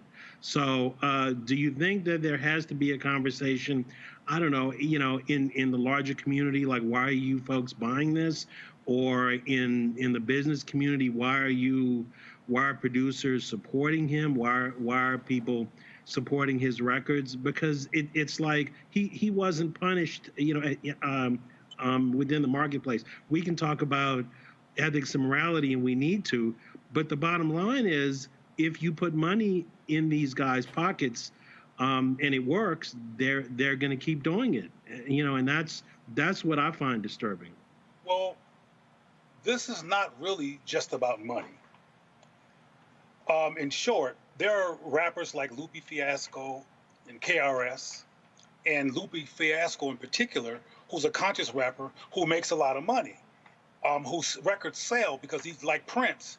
He uses the internet to sell his products. But people like Lupe Fiasco do not get the kind of exposure that Lil Wayne, who they bring up every time we need a social commentary about politics. They go dig him up, which makes no sense. They should be calling Roland Martin or me or somebody else who understands the social behavioral issues and political issues, but they call him. My point is that people like DaBaby are encouraged and highlighted and profiled because they are anti-Black and detrimental to the psyche of Black people. There are other artists who are talented who don't get the same level of play. So this is not just about money. This is about, in my opinion, white supremacy bias on who they would like to see us falling so we can stay disoriented and in conflict. The reason why we didn't step up, and we don't step up when people like Jonathan Kirk or DaBaby says anti-Black stuff, is because Black people, because of this litany of anti-Black messaging, which has become a normal part of the United States culture, we have been put in a trance. We have been putting in what I call a white supremacy trauma trance, where we're so busy questioning our worth or so busily internalizing anti-Black norms because we are not sure of our value, particularly among Black men, who have been publicly devalued over and over in the job market and all over the place. I mean, Black men are the first to drop out of college because the curriculum is assaulting. So that's why I said it was complex when Roland first asked, because our issues preceded DaBaby. The reason we're talking about DaBaby now, because a very powerful community who doesn't care about Black issues but cares about gay issues ran in and said, oh no, we're going to silence you because they have the power to do it. But those same people, Black followers and people inside of the white gay paradigm, are not critiquing this dude who's being anti-Black until he does something gay, which is a white machine. Question from Mustafa. Mustafa? Dr. Cleo, it's good to see you. You too, man. The way that I'm looking at this, and I hope you can unpack this for us, it is pain, trauma, and socialization. Because we are socialized to see ourselves as less. And then we will unpack each component inside of our community. So could you talk a little bit about that? Yeah, I'll just reiterate. And I spoke to it a moment ago, but it's relevant to your question. If you listen to this dude's lyrics, they're atrocious. They're toxic. They're vulgar. They're genocidal to Black people and to Black mental health. And you can go outside in any particularly Black community or mixed community and hear this dude's music blasting in the, bumping in people's cars. And it is socialization. But I don't want us to miss that Black people are in a trance and that Black people are dealing with social, psychic factors and stressors that must be addressed in an explicit way. Even when it comes to, and this might sound tangential, but it's relevant to the Black state of mind, even when it comes to this COVID-19 issue, 52% of Black folks apparently are not going to get the vaccine. Well, something's going on with Black people. And if we don't address what's going on with Black people in terms of what the resistance is about and ask questions instead of doing this, you're bad, people just shut down. So Black folks have got to have meaningful, rational, strategic conversations about internalized white supremacy, anti-Black norms, so we can have the entitlement consciousness not to wait for Elton John and Madonna and white gays to put down Black men, which has racism in it and opportunism in it, but where we can hear these rap records right now and say, wait a minute, what's up? I got children. I got babies being raised. I got to walk through the streets and hear this. I think we need to address this, but you got to love Black people unconditionally to do that kind of calling people to be accountable. We didn't do that when Obama was president. We were the only ones who didn't to make him accountable. The Latinos did, and the gays certainly did. But we were someplace else doing other things instead of thinking clearly and coming out of that trance and holding people accountable. We have to hold the rap community accountable. Again, though, it's problematic that DaBaby did not become an issue until the gay machine said, oh no. And that was actually a point that I read yesterday. Jasmine Koenig wrote a column on that, and actually we did discuss that on yesterday. Kelly, your question for Cleo. Last question. Sure. So obviously I don't have the lens of a Black man of a black man on this situation. But what I do see is the fact that from my perspective, it does feel as though black men, specifically black celebrities, have more grace when it comes to problematic statements and problematic actions with the community as opposed to black women. When it comes to cancel culture, it feels as though when it comes to black men doing things such as this, there is more of a counsel culture. Like right now, we're talking about counseling DaBaby into seeing the other side of this issue and really coming to senses with his homophobia. However, we have female celebrities who have done less, but have been canceled almost indefinitely, such as Macy Gray, Azalea Banks, Chrisette Michelle, and there are others. So I guess if you could speak on how this needs to be a universal solution in terms of counseling our black celebrities, in terms of counseling our black people into these issues, and making sure that there's a more holistic, less Eurocentric and phobic approach to such things. If you could give your comments on that, hopefully I'm making sense in this regard. Well, let's be clear, sister. There is no counsel culture for black men. That's not true. There is no counsel culture. I wish that was true, but that's not true. There's no counsel culture or no critical thinking encouragement culture around black issues as a systemic norm in the United States of America. And I don't want to bring women into this yet because it will distract from the point of what's happening right now, which is black male behavior. And it's easier, for example, to simply call Mr. Kirk or DaBaby homophobic. However, it's not that simple. What's going on with people like Kirk is, am I man enough ophobia? Are you going to see me as a man ophobia? And a lot of black men, in some ways, in terms of its performance, is quite dysfunctional. But that's a lot of what's happening with black men. And the cancel culture for black people, regardless of gender, is quite high. But I want to reiterate, there is no counsel for black men. When the white gay community, for example, steps up, and that's who put this man's name in the lights right now, they are the ones who do the canceling of black men. Just like with the brother that Mariah Carey used to be, Nick Cannon. Nick Cannon got canceled by white Jews because they were offended by what he said. We need to develop the entitlement. See, white people have what I call entitlement consciousness generally. They feel entitled. They don't play that. You don't mess with them. But we second guess that if we're entitled to voting, if we're entitled to not get killed by a virus, we are in a state of questioning. And frankly, people like DaBaby and the perpetual highlighting of this kind of toxic behavior reinforces the trance and the disorientation among black people. And we need to understand this and address this. But nobody's having a counsel culture. If we had a counsel culture and really ask each other why we do what we do, in particular people like DaBaby, why did you do that? Instead of just shutting them down so he can give you the classic apology that makes the gay community feel like, okay, we controlled him, but nothing changes. I mean, we've been dealing with black men who have said so-called homophobic things for the longest, and it has not deceased because we're not addressing the baseline issues.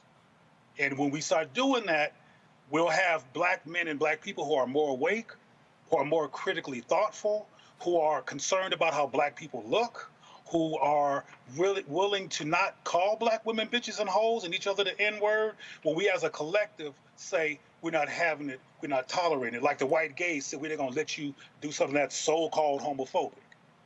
We have to have that entitlement consciousness too. And right now we don't have it. I think that shows like Roland Martin's show can help engage us and help impose that kind of consideration among black people. But on a general basis, we're just going along with the okie doke, not because we're deficient, not because something is wrong with us, But we are acculturated from a media level to an educational level to second guess our worth. And we're so busy in a second guessing trance that we don't come up for air and say, no, you're not going to do that. Or, again, why did you do that? What's behind that behavior so we can understand that and address the factors leading to it so we can do some kind of intervention, as opposed to just having white gays and their black followers shut another brother down. That's kind of problematic. There's some racism in there that looks like a homophobia rescue story, but there's some opportunism on shutting black men down who are already shut down on a macro level inside of this alleged homophobia concern. And I'll close with this. The white gay community and their black followers are not equipped to talk to black people or address black people in ways that are helpful to us, that even considers the issues that I'm raising. It's all about calling the next person homophobic with no context. And I consider Mr. Kirk castrationophobic. I'm not sure I'm a manophobic.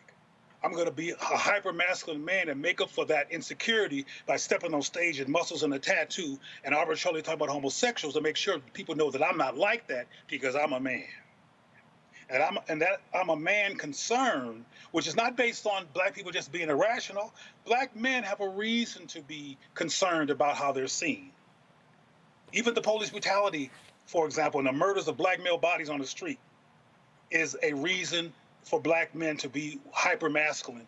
And like I said in my previous comments, when I go to these mental health conferences and talk to these parents about if indeed they're engaging their children about the abuse of black people in public, majority of them aren't. And some of those boys started crying in the audience because nobody had ever given them permission to even consider how these issues hurt them. And Mr. Kirk used to be a baby boy. And we're all former children. And black people have work to do. All right. Cleo Monago, we surely appreciate it, man. Thanks a lot. Thank you for the invitation. Good to see you, Ro. Likewise. Folks, going to go to a quick break. We're going to come back. We're going to talk about HBCU students and how they are connecting with one another via the app Nextdoor. That's next on Roland Martin Unfiltered. I believe that people our age have lost the ability to focus the discipline on the art of organizing. The challenges, there's so many of them and they're complex. And we need to be moving to address them. But I'm able to say, watch out, Tiffany. I know this road. That is so freaking dope.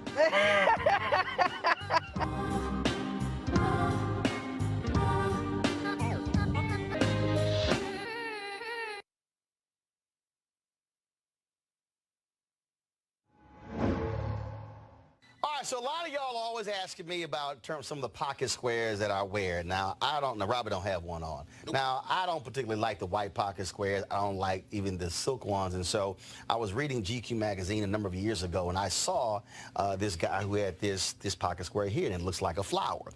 This is called a shibori pocket square. This is how the Japanese manipulate the fabric to create this sort of flower effect. So I'm going to take it out and then place it in my hand so you see what it looks like. And I said, man, this is pretty cool. And so I tracked down, it took me a year to find a company that did it. And so they basically about 47 different colors. And so I love them because, again, as men, we don't have many accessories to wear, so we don't have many options. And so this is really a pretty cool pocket square. Now, what I love about this here is you saw when it's in the pocket, it gives you that flower effect like that. But if I wanted to also, because if I flip it and turn it over, it actually gives me a different type of texture. And so therefore it gives me a different look. So there you go. So if you actually want to get one of these shibori pocket squares, we have them in 47 different colors. All you got to do is go to RolandSMartin.com/pocket squares. So it's RolandSMartin.com/pocket squares. All you got to do is go to my website and you can actually get this. Now, for those of you who are members of our Bring the Funk fan club, there's a discount for you to get our pocket squares. That's why you also got to be a part of our Bring the Funk fan club.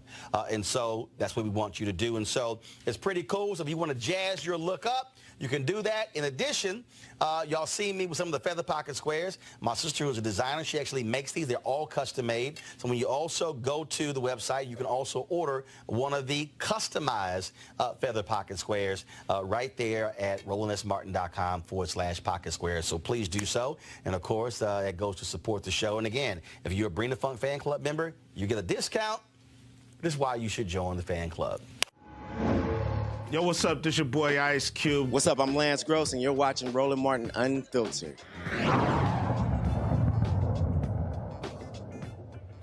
All right, students are returning to college, especially many of our HBCUs. And so our HBCU Connect campaign, sponsored by Nextdoor, begins today. The purpose is to cultivate a kinder world where neighbors can rely on one another, where they all feel welcome. What we're going to do is talk to these HBCU students who are from these various campuses, and of course, talk to them, deal with them in terms of what they are doing on these various campuses. Today, I have 3 students from Clark Atlanta University. Joining us now are seniors DaBaby, Omari Wyans, and junior Autumn Epps. Hey, folks, how y'all doing? We're doing good. How are you? So one of the things that I think is interesting when we talk about how students connect. I mean, the reality is you have folks who live on campus, so we live off campus, but college represents really this microcosm of the real world. And so I'm very curious how you utilize Nextdoor to be able to work with one another, find one another, and use each other as resources while you're matriculating through college. So one way I use Nextdoor after coming from New York, I didn't even hear about Nextdoor until I got to Atlanta. So I use it to navigate Atlanta, connect with people around me outside my campus or maybe inside my campus that I haven't met before. And people have shown milestones and community service opportunities. And it's a great way to network virtually and safely. All right, one of the other two, your thoughts? Can you hear me? Yeah, we can hear you. Go ahead. Okay. Go ahead. Okay. We got you. Yeah. Well, I have to agree with Omari. I'll definitely use Nextdoor for community service opportunities and connecting with other AUC students in particular. But I haven't used it too much when we're on campus. I usually use it like in my neighborhood, in my community, just to see what's going on and use it like that as well.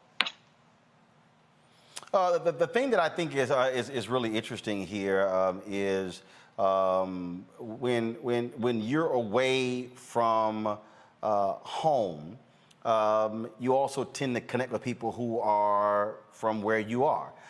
And so for the 3 of you, you go to Clark Atlanta, but where are you actually from? What's home? I'm from Urbana, Illinois, which is about 2 hours south of Chicago. Yes, and I'm from Baltimore, Maryland, and I've used Nextdoor in my home community of Baltimore. It definitely is a great tool to just navigate as well as find community service, like my peers said. But I've actually returned the dog using Nextdoor, so I think it's really good. And I'm from Queens, New York City. I'm going to bring Robert Collins in here, who's from Dillard University. Robert, the thing here is that universities, especially HBCUs, try to foster that communal spirit because they want students to be as comfortable as possible. And when they're able to connect with people where they are from, that makes their transition to college life a lot easier. Yeah, you know, it's really great to see 3 very articulate, handsome HBU students. Looks like y'all are doing a great job, promoting your issues. And if I'm allowed to ask a question here, can I ask the students? Because I'm being a professor myself, we have our students coming back on campus. Do y'all are you happy to be back on campus, and do you and your colleagues feel excited to move forward with the semester in a traditional environment, even though of course we still have COVID issues that we're dealing with within the larger society? I'm definitely, and I know my colleagues are definitely excited to be back because this has been such a trying and unreal year for everybody.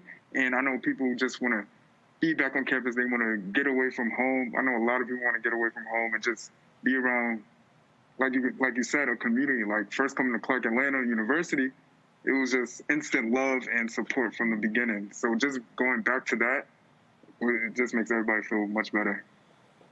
Great. And I think that as it relates to the COVID issue, I think that we take really good care of our community, like we've been saying. And so I don't see a problem with us still enforcing, our 6 foot distance rule and even wearing our masks. Like, I don't think it's going to be an issue for us, especially because we're also coming on campus vaccinated. So I think that, we do have that safety in there. And so it's not a huge concern for us. Great. Well, y'all look great. Happy to see y'all back on campus. You look great. Thank you. Thank you. Happy to be back. I know we are. When you talk about connecting, not just when you mention various projects, community service projects, how are you encouraging freshmen coming in to terms of being able to connect with other students via this social platform, as well as with folks where they're from? Yeah, so I definitely think that Nextdoor is an app that Clark Atlanta and our students can use to not only navigate through our campus community, but through the city of Atlanta. And I'm pretty sure Nextdoor, and I know it has for me since I've been using it, it's provided me with plenty of opportunities to get involved. Because a lot of people are coming from out of state and their second home has become Atlanta.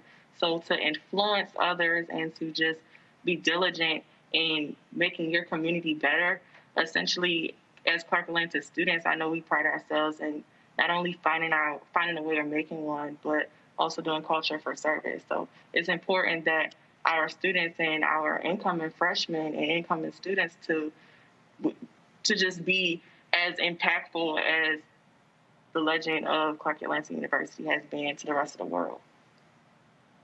All right. And also just piggyback off of Autumn. I think it's also important that we let them know that this app is useful. I don't think that, coming on as a freshman that you don't have that connection. You don't know, what's going on in Atlanta until you get here. And so even if we have, us three or seniors, juniors, people who know the area, letting them know, hey, let's get on Nextdoor. Let's utilize this app. Let's make sure that we're safe. Let's use it for community service. Let's do, making sure that they're engaged on that app and using it the right way. All right, then. Well, folks, I certainly appreciate it. Good luck this year at Clark Atlanta. We'll be in Atlanta for a couple of weeks for the SWAC Me Act Challenge. And so look forward to being there. Thanks a lot. Thank you. For having us. A final item here. President Joe Biden has nominated Damian Williams to be the U.S. Attorney for the Southern District. He'd be the first black man to ever lead that office. It is considered the most high-profile U.S. Attorney's office in the country. One of the things that's been happening here, Robert, Joe Biden has been appointing a number of black judges, black U.S. attorneys, following through on promises he made during the campaign. Yes, and I think it's important for him to increase the pace of that because, look, obviously, I'm sure that President Biden expects to hold the United States Senate in the midterms, but the reality is we don't know what's going to happen. And let's be very clear, if the Democrats lose the majority after the midterm, Mitch McConnell is going to shut everything down. He's going to shut everything down. He has before. We know that. I mean, he basically slow walked Obama's appointees during his entire term, and he's gotten worse with age. So the Republicans are going to shut everything down. So while he has the Senate, he needs to go ahead and fill all of his U.S. attorney appointments now, and he needs to get as many judicial appointments at the district and appeals court level as he can. Now, of course, it would be nice if someone would retire on the Supreme Court and he could also make a Supreme Court Supreme Court appointment as well. But of course, we don't have any control over that. But yes, I think he needs to be a lot more aggressive working with the U.S. Senate to get all of his appointments that are open, that he has available to him, filled before folks start leaving Washington to campaign for the midterms. That appointment, again, among several nominations today, announced by the White House. They dropped it around 6 p.m., Kelly. I'm sorry, you broke up. I said the announcement dropped around 6 p.m. Those announcements, the U.S. Attorney's announcements, including Damon Williams being the first African-American to head the U.S. Southern District in New York City. No, I think that's fantastic. The fact that we have a president who is interested in diversifying the judiciary, I think that's wonderful. Especially when you consider the cases that come in and out of that specific district. A lot of it has to deal with people of color and issues regarding people of color. So to have someone who is a Black man who understands our issues will go a very long way.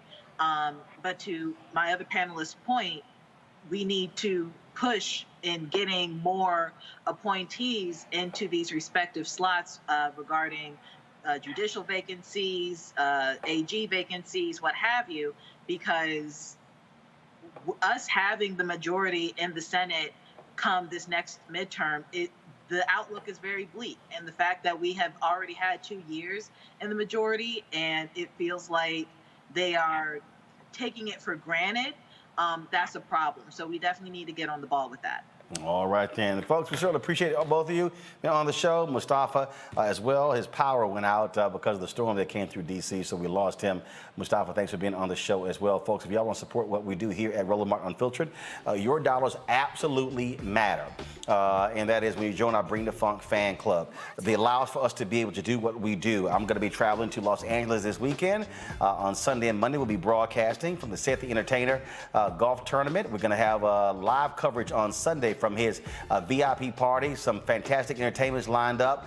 We'll be there hiring local crews, African Americans, providing economic opportunities in this period. So when you support us with your dollars, that's what you are supporting. You can join our Bring the Funk fan club. We're asking people to give an average of $50 to join our fan club. If you can't give 50, that's fine. That's why we have no subscription fee on this show, because there are people who want to support what we do who can't afford $4.99 a month.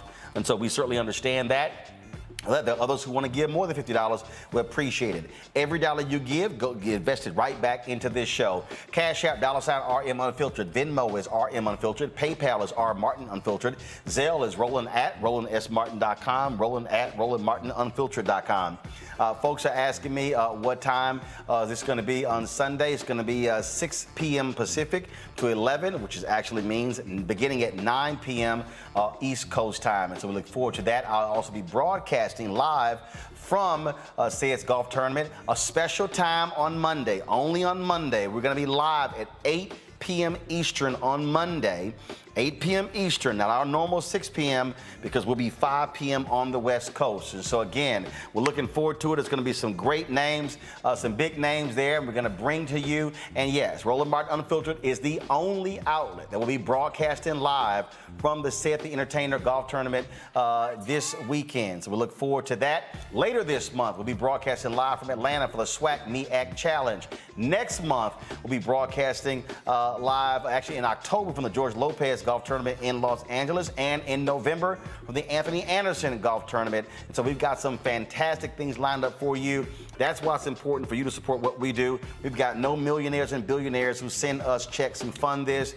It's our partners like Seek. It's our partners like AFSCME.